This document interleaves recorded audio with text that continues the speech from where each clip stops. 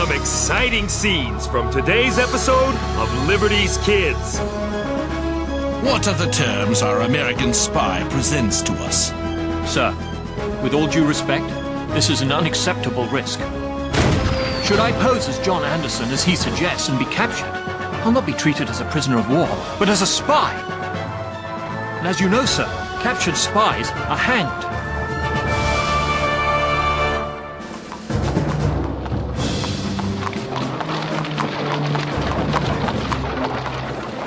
Dearest Mother, the war for our independence ends its 5th year with the Americans losing in the South. The British took Charleston, and with it, over 5,000 American soldiers.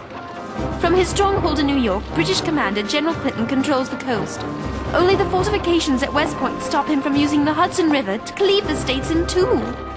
General Washington tries valiantly to gain ground in New York, but we are at a stalemate. To make matters worse, there is constant talk of spies. Just the other day, James told us of his conspiracy theory. Sarah! James says there's only one explanation as to why things are going badly for General Washington. And what might that be, James? Spies. Spies?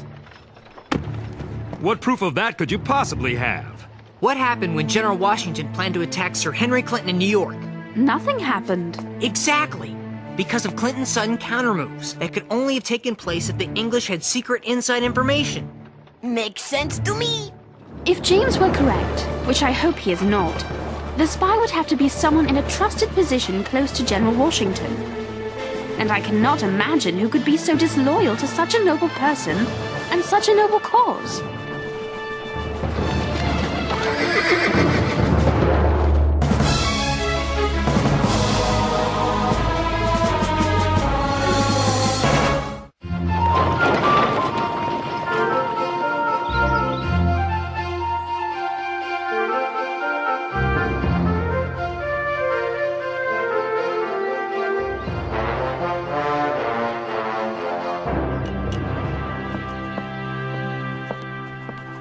My husband, the hard-working commander of West Point.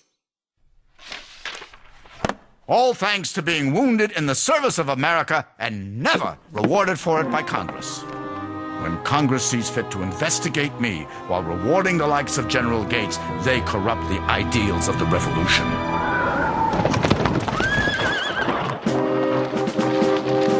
I'm so excited about the story I am covering. General Benedict Arnold, the hero of the Battle of Saratoga, is in command of the strategically important West Point. So? So, I was there, at Washington's headquarters when he got command. Benedict, I have great news. I would like you to take command of the left wing of my army. It is too great a prize for one as unworthy as I. Nonsense. You earned it. There is no general more valiant leading his men in the field of battle. I cannot, as much as I wish to, accept so high an honor. I am afraid the old wounds will not allow it. My leg is too bothersome to allow me to ride, much less endure the hardships of battle. You are too good a friend, Benedict, and too valuable a general to be wasted in Philadelphia. Perhaps I could serve in another capacity, one less strenuous than a field command. I can't think of any. West Point. Excuse me, General, it's just the command of West Point is available, and you yourself have spoken of its importance. True. With it, we control the Hudson River and keep the British bottled up in New York City. Lose it, and the British are free to travel the Hudson River. Then I'd best put my best general in charge to secure the fort and the war. The job is yours. You do me a great honor. Let's see. A story about Benedict Arnold sitting around commanding a fort versus one about spies on Washington's staff. At least my story isn't a figment of my imagination. We'll see what you think after I get back from talking to Colonel Livingston.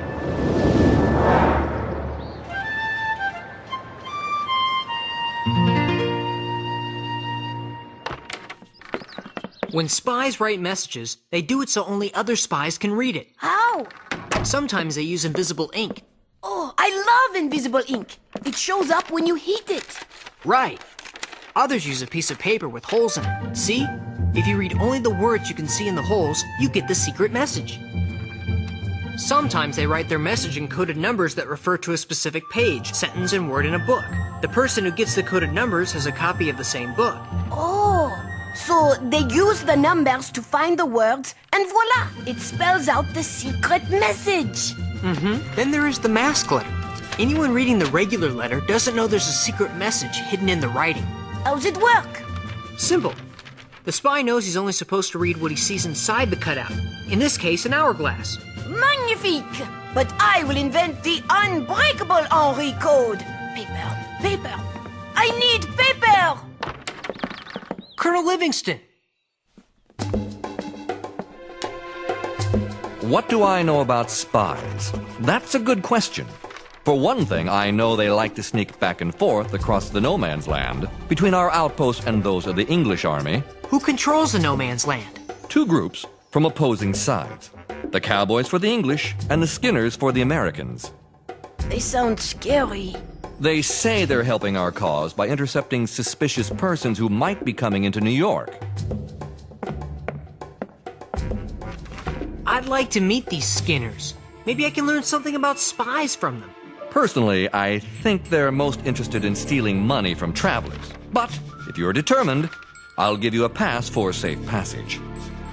What's this gibberish? Excusez-moi, I was practicing my secret code.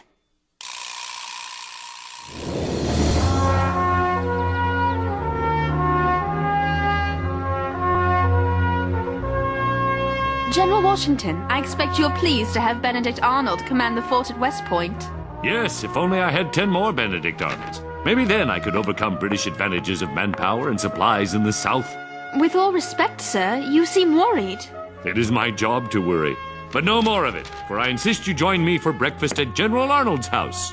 It would be a pleasure.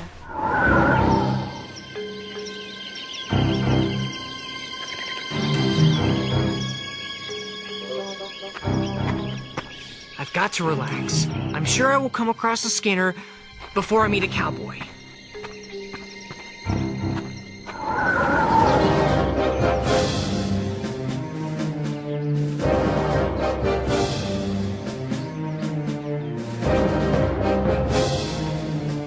So, Major Andre, what are the terms our American spy presents to us? One moment, please, sir. There. I finished deciphering the letter. Perhaps, General Clinton, you should read it for yourself. So, he wishes to meet you in person at Sheldon's headquarters in Lower Salem, with you disguised as John Anderson. Sir, with all due respect, this is an unacceptable risk. Should I pose as John Anderson, as he suggests, and be captured, I'll not be treated as a prisoner of war, but as a spy. And as you know, sir, captured spies are hanged. Yes, you're right. It's too hazardous. But if we exchange information with couriers at a slower pace, we increase the risk that the Americans will learn of our plans. Your spy must be in a hurry to be paid before that happens. He leaves us few options. I'd better go to meet him. But I will travel in my uniform. I will make arrangements for your passage and return on the Vulture this very night. Eureka! The secret Henri code! Colonel Livingston, I am almost finished. Want to try and break my secret code? Not now. We spotted an English ship on the river off Teller's Point. I ordered my cannon to fire when they get into position. I'd say they're there. There!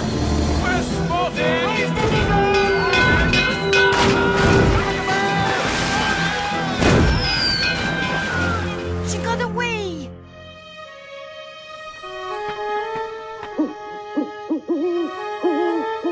Just an owl. Going somewhere?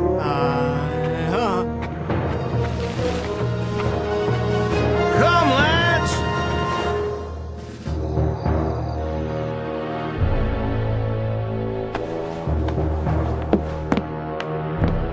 We meet at last, Major Andre. Major General Arnold. I trust your journey was without peril? So far. Do you realize, sir, the dangerous position you have put me in by asking me to meet you here? You had better have a good reason for such an imprudent demand. Oh, I have many good reasons. After the American Congress failed to give me the promotions I deserved, they accused me of misusing their money. Perhaps it will make you feel better to know you shall be given a rank and commission in the British Army befitting a general of your talents. And the 20,000 pounds? Your new loyalty commands a high price, but we agree. Thank you. Sadly, I find myself deeply in debt due to some ill-fated business ventures and my wife's lavish lifestyle. My regards.